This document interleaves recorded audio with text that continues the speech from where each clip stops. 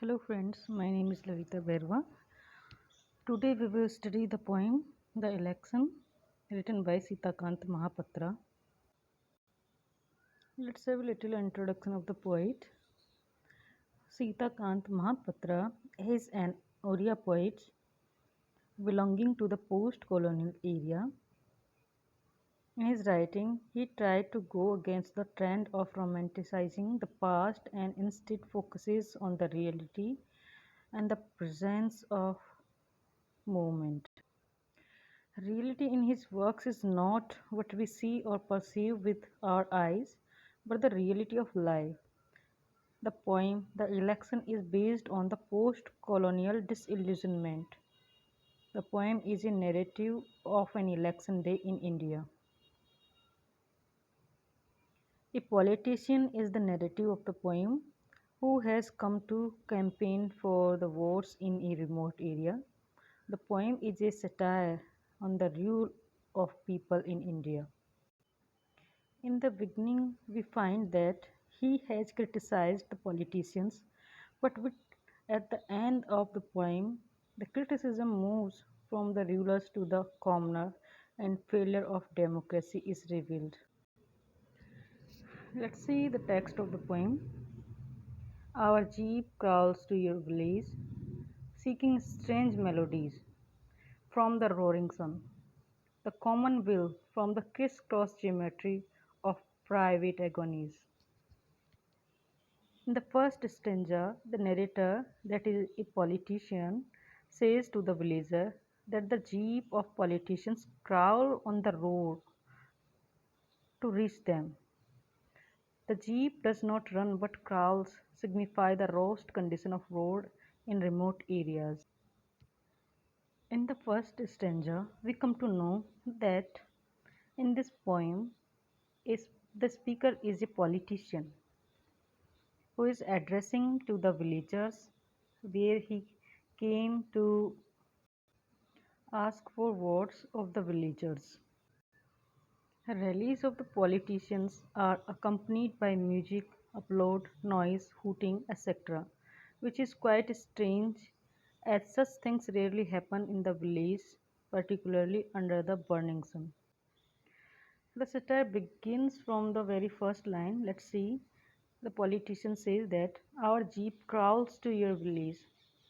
जैसे कि हम देखते हैं इलेक्शन के टाइम पे बहुत सारी पार्टीज हर पार्टी अपने लिए प्रचार करने के लिए गाँव में दूर दूर तक जाती हैं। कोई जीपों के माध्यम से जाता है, कोई बस के माध्यम से जाता है। तो पॉलिटिशियन कह रहा है कि our jeep crawls to your village, जो हमारी जीप है वो तुम्हारे गांव में क्राउल कर रही है। इट मीन्स वो धीरे धीरे बहुत ही स्लो स्पीड में गांव में रेंगती हुई जा रही है। Seeking strange melodies from the roaring sun. Roaring sun means the sun is not roaring but it is very hot. It is the time of noon time में बहुत ही तेज़ धूप में ये लोग जो पॉलिटिशियंस हैं अपना प्रचार करने के लिए चुनाव में अपनी पार्टी का प्रचार करने के लिए गांव में जा रहे हैं। सीकिंग स्ट्रेंज मेलोडीज़ का मतलब है कि जब प्रचार के लिए ये लोग जाते हैं तो विभिन्न प्रकार के जो साधन होते हैं लोगों को लुभाने के लिए म्यूज़िक, ट्रैक आदि इनका प्रयोग करते हुए ये लोग चिलचिलाती धूप में बहुत ही धीमी स्पीड से इनकी जीप गांव में पहुंच रही है। The common will from the criss-cross geometry of private agonies. All this happened for the sake of common will, that is democracy, which is very important in India. That is why he keeps the term in single commas. The common will means जो लोग हैं उनकी जो सार्वजनिक इच्छा है उसको जानने के लिए या उस सार्वजनिक इच्छा के लिए सर्वसम्मति से लोग जो पॉलिटिशियंस है वो जीतना चाहते हैं, चुनाव में मतदान करवाना चाहते हैं लोगों से, इसलिए वो जो कॉमन विल है उसको जानने के लिए ये लोग अपना प्रचार प्रसार करने के लिए गाँव में आ रहे हैं। The politician forces the villager to acknowledge the problem and difficulties he has faced by traveling to their village on crisscross geometry, that is irregular and rough road. जो politicians हैं वो गाँव में सिर्फ मतदान या मतदाताओं को लुभाने के लिए आए हैं, प्रचार करने के लिए आए हैं, लेकिन अब वो यहाँ आके सिर्फ कटाक्ष कर रहे हैं, एक तरह से शिकायत कर रहे हैं, कंप्लेन कर रहे हैं कि तुम इस चीज़ को समझने की कोशिश करो। ग्रामीणों से कह रहे हैं कि तुम इस चीज़ को समझने की कोशिश करो कि हम बहुत कष्ट उठाते हुए, बहुत दुःख सहन करते हुए तुम्हारे पास आए हैं, ताकि सिर्फ़ तुम्हारा वोट हम पा सकें। ये जो टूटी-फूटी सड़कें हैं जिनकी वजह से उनकी बसें, उनकी जीप प्रॉपरली जा नहीं पा रही है गाँव में, इतनी तेज़ चिलचिलाती धूप में उनका कोई काम नहीं है गाँव में आने का। लेकिन फिर भी वो सिर्फ़ और सिर्फ़ डेमोक्रेसी की वजह से to know the common will, उस कॉमन विल को जानने के लिए वो गाँव में पहुँच रहे हैं। इसमें स्पष्ट तौर से कटाक्ष है कि जो पॉलिटिशियंस हैं वो लोगों का दुःख नहीं देखना चाहते, वो सिर्फ़ अपना दुःख बयान कर रहे हैं कि हाँ, हम अपने कम्फ़र्ट ज़ोन से निकल के यहाँ पे तुम्हारा वोट माँगने के लिए आ रहे हैं। और दूसरी सबसे जो इनडायरेक्ट बात कही है इसमें ये है कि जो पॉलिटिशियंस है, हर 5 साल में वोट माँगने के लिए आ जाते हैं। हर साल वादे करके जाते हैं कि ग्रामीण में गाँव में विकास होगा, सड़कें बनेगी, स्कूल्स बनेगी और भी कई सारे प्रॉमिसेस करते हैं। लेकिन डिस्पाइट दैट अभी भी गाँव की जो सड़कें हैं रूइंड है, टूटी-फूटी है और जो रोड है वो अभी भी रफ़ है और इसकी वजह से पॉलिटिशियंस खुद शिकायत कर रहे हैं कि हाँ, हमको तुम्हारे गाँव में आने में बहुत तकलीफ़ होती है। और आज भी यहाँ के रोड टूटे-फूटे हैं, लेकिन वो इस चीज़ पे कभी गौर नहीं करते कि ये हमारी ज़िम्मेदारी है या ये जो डेमोक्रेसी है, ये कॉमन तंत्र है, इसको सुधारने के लिए हमें ही काम करना पड़ेगा, नहीं। लेकिन वो सिर्फ़ और सिर्फ़ मतदान या मतदाताओं को लुभाने के लिए गाँव में जाना चाहते हैं या गाँव में आए हैं। If we go deeper into the words, we find how politicians who were supposed to be the servants of the public ironically becomes the master and vice versa. Thus now the democracy has made them masters.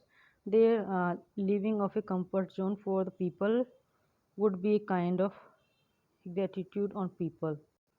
ये politicians है एक तरह से लोगों को मालिक बन जाते हैं 5 साल के बाद ही वो फिर गांव में आएंगे फिर से लोगों को देखने के लिए आएंगे लेकिन इतने सारे सुख सुविधाएं भोगने के बाद भी वो कभी भी गांव के लोगों का दर्द समझना नहीं चाहते हैं वो सिर्फ और सिर्फ वोट के लिए इन ग्रामीण क्षेत्रों में सिर्फ 5 साल में एक बार आते हैं. The second stanza. Our dark longings does not touch you, nor our trappings of posters, symbols, speech, handbills, for your grief outlives empire. In the second stanza, the politician says that the villagers are not affected by the dark longings, that is, their hard work done by him on poster making, symbol, campaigning, speeches, and the handbills, etc. Because they have their own sorrows and griefs that surpasses the issue of the state.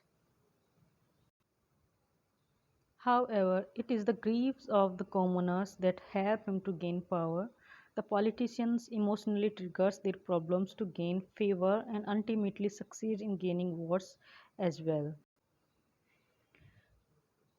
The politician says that हमारी जो hard work है और dark longings जो हमारी हृदय की जो इच्छाएं हैं वो तुम्हें बिल्कुल भी टच नहीं करते, तुम्हें बिल्कुल भी नहीं छूती. यानी कि हमारे मन में क्या मानसिकता है या कलुषितता भरी हुई है या हम सिर्फ अपना स्वार्थ या अपने स्वार्थ की पूर्ति के लिए गाँव में आए हैं, चक्कर लगा रहे, ये सारी चीज़ें तुम्हें पता होते हुए भी तुम्हें बिल्कुल भी नहीं छूती है. Nor our trappings of poster, symbols, speeches, handbills. और ना ही जो हमारी मेहनत है, जो हम ये दिखावा जो ताम झाम करते हैं, जो पोस्टर्स लेके आते हैं, जो सिम्बल्स बनाते हैं, स्पीचेज या भाषण देते हैं, तुम लोगों को जो ग्रामीण लोग हैं उनको लुभाने की कोशिश करते हैं, हैंडबिल्स जो लाते हैं, ये बिल्कुल भी तुम लोगों को या ग्रामीण लोगों को बिल्कुल भी टच नहीं कर पाते हैं. क्यों? Because for your grieves outlive empire. जो पॉलिटिशियंस है उनके द्वारा जितनी भी कोशिशें की जाती हैं उन लोगों को ल्योर करने के लिए, उन लोगों को लुभाने के लिए, वो बिल्कुल भी उन्हें टच नहीं. क्योंकि जो गांव में रहने वाले लोग हैं, जो बहुत ही गरीबी में, पेन्युरी में जीवन यापन करते हैं, उनका जीवन इतना कठिन है, उनके दुख इतने प्रगाढ़ और इतने ज़्यादा हैं कि उन्हें किसी चीज़ से कोई फ़र्क नहीं पड़ता है कि उन्हें क्या चीज़ें दिखाई जा रही हैं, कौन से सपने दिखाए जा रहे हैं, कौन से प्रोमिस किए जा रहे हैं, क्या भाषण दिए जा रहे हैं. उन्हें इन सब चीज़ों से कोई फ़र्क नहीं पड़ता क्योंकि their grieves outlive the empires. उनके जो दुख इतने बड़े हैं कि वो किसी भी साम्राज्य के सामने बहुत ही छोटे दिखाई देते हैं या बहुत बड़े हैं. उनके दुख इन बड़े बड़े साम्राज्यों से भी बहुत ज़्यादा डीप हैं, गहरे हैं. The cold grand children awaken in your heart as you discern muted allegories on our ashes faces. In the third stanza, the narrator says that villagers have killed desires in their hearts as they know well that their condition will never be changed. However, they have hope in their hearts that their future progeny may be able to live in a better way. This makes them look on the faces of a politician which is tired and assy, as he has left his comfort zone for the sake of votes. In these lines, one can see how people see their leaders. They consider as if they have some magical power to do something for them. The people never try to bring the change on their own, but instead put their hopes on the politicians. Hence, they remain in the same condition for eternity. जो ग्रामीण लोग हैं वो अभी भी इस चीज़ की कल्पना करते हैं या उनके हृदय में जो भी इच्छाएं हैं ग्रामीण विकास की या और अन्य सुख सुविधाओं की वो टोटल ऑलमोस्ट ख़त्म हो चुकी हैं, क्योंकि उन्हें पता है इतने सालों से डेमोक्रेसी में वो ये देख रहे हैं लगातार कि चुनाव होते हैं, नेता आते हैं, चुनाव प्रचार करते हैं, फिर चले जाते हैं, विकास के नाम पे कुछ भी नहीं होता है। तो उनकी जो हृदय की इच्छाएं लगभग समाप्त हो चुकी है, लेकिन फिर भी जो ग्रामीण लोग हैं उन्हें जो नेता लोग उनका ऐसी फेस जो कि धूप और डस्ट के कारण बहुत ही ऐसी, यानी कि जैसे कि धूल मिट्टी चिपक गई उनके चेहरे पे, बहुत ही डस्टी हो गया है। उस चेहरे को देख के ऐसा लगता है कि हाँ, जो भी है हमारी इच्छाएं अगर पूरी नहीं हुई है तो फिर भी एक होप वो कायम रखते हैं कि हाँ, जो जो हमारे ग्रैंड चिल्ड्रन हैं, जो आने वाली हमारी जनरेशन है, कम से कम उसका थोड़ा बहुत भला हो जाएगा। यहाँ एक तरह से कटाक्ष पॉइंट करते हैं कि जो ग्रामीण लोग हैं वो खुद से कुछ करने की कोशिश नहीं करते हैं। Instead they still relies on the promises of the politicians.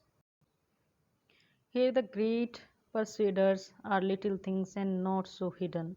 Cheap plastic, cheaper nylon, dark glasses to blot out the sun.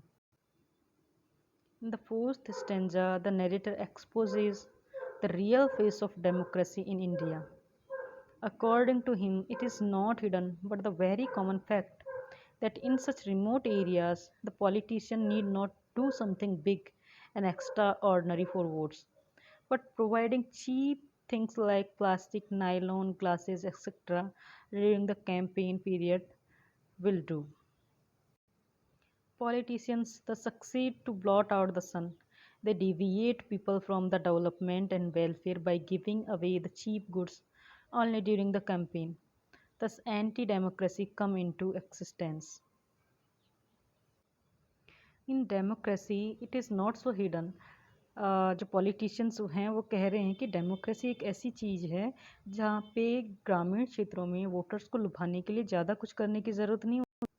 आपको ग्रामीण विकास के बारे में या फिर अन्य जो चीज़ें उनके बारे में कुछ खास करने की ज़रूरत नहीं है। सिंपली आपको प्रचार के टाइम पे थोड़ी बहुत जो सस्ती चीज़ें होती है जैसे कि प्लास्टिक और नायलॉन की चीज़ें और जो ग्लासेज होती है, सन ग्लासेज, ये सारी चीज़ें अगर आप जनता को देते हो या ग्रामीण क्षेत्र में जो लोग रह रहे हैं ग्रामीण लोग उन्हें दे देते तो वो इतने से भी काफ़ी खुश हो जाते हैं। उनके लिए यही काफ़ी है कि वो उनके वोटों को लुभा सकें। और इस लाइन में पोएट अच्छे से इंडिकेट करते हैं कि यही है जो डेमोक्रेसी का अल्टीमेट स्टेज है कि पीपल जो भी ग्रामीण क्षेत्रों में बिलोंग करते हैं रहते हैं वो इतनी सी छोटी चीज़ों में ये अशिक्षित होने के कारण या जो भी रीजन रहे हों, गरीबी पेनवरी जो भी, उन्हें सिर्फ अपनी भूख से हंगर से मतलब है। उनके लिए जो वर्तमान समय में जो चीज़ उपलब्ध हो जाए वही काफ़ी है, चाहे से वो नायलॉन या सस्ती प्लास्टिक्स के गिफ्ट हों या कुछ और हो। और डेमोक्रेसी का अंतिम छोर यही है कि लोग बहुत इजीली अपना वोट, अपना मत बहुत ही सस्ती कीमत पे उन परसुएडर्स को दे देते हैं, जो पॉलिटिशियंस हैं उनको दे देते हैं। With one foot in hunger and the other in the soul you make your decision the anguish of choice. In this last stanza, the narrator describes the failure of democracy, caused not by the politician but by the commoners. The people, on one hand, become selfish in their demand and ask for livelihood to the rulers at any cost. On the other hand, they talk about soulful things like basic rights, social change, etc. They cannot decide to which side they should go and ultimately fail in making the right decision. The social issues like inequality, class divide, and poverty are not because of politicians but because of the choice of people. Hence, the narrator explains how a task like election, which was meant for the welfare of people and which could bring about a change in the country, become a miser task of corruption and malpractice.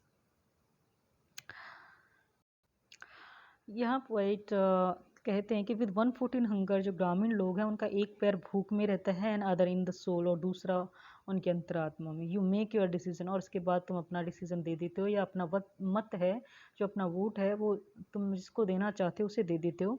The anguish of choice, और तुम उस दुख या पीड़ा में इस चीज़ का निर्णय करना भूल जाते हो कि जो डेमोक्रेसी है, जो इंडियन डेमोक्रेसी है, वो तुम्हारे डेवलपमेंट के लिए बनाई गई एक प्रोसेस है, जिसमें तुम भारत के लोग या जो भारत के जितने भी ग्रामीण लोग हैं, शहरी लोग हैं, अपना नेता चुनते हैं ताकि वो नेता किसी देश का विकास करें, उसे विकास के अगले पायदान पे लेके जाएं। लेकिन जो ग्रामीण लोग हैं, जो बहुत पहले से गरीबी में धंसे हुए हैं, वो ये निर्णय स्पष्ट रूप से नहीं कर पाते कि उन्हें करना क्या। उन्हें एक तरफ विकास भी चाहिए तो दूसरी तरफ उन्हें अपनी भूख भी मिटानी है। तो अल्टीमेटली वो डिसीजन लेते हैं, और रॉन्ग या गलत चुनाव करने के कारण जो पेन्युरी है, जो गरीबी हो लगातार बनी आ रही है, वो उसी अवस्था में हमेशा संलिप्त रहते हैं, क्योंकि वो एक अच्छा चुनाव कभी कर ही नहीं पाते। जो चुनाव की व्यवस्था उनके लिए की गई थी, ताकि जिसकी वजह से वो इस देश को या इस देश का भविष्य बहुत ही अच्छे स्तर पे ले जा सके, जो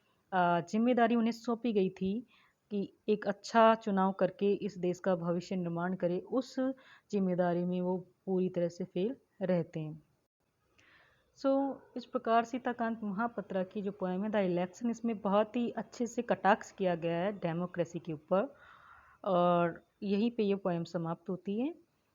the poem by Sitakant Mahapatra, The Election. Thank you.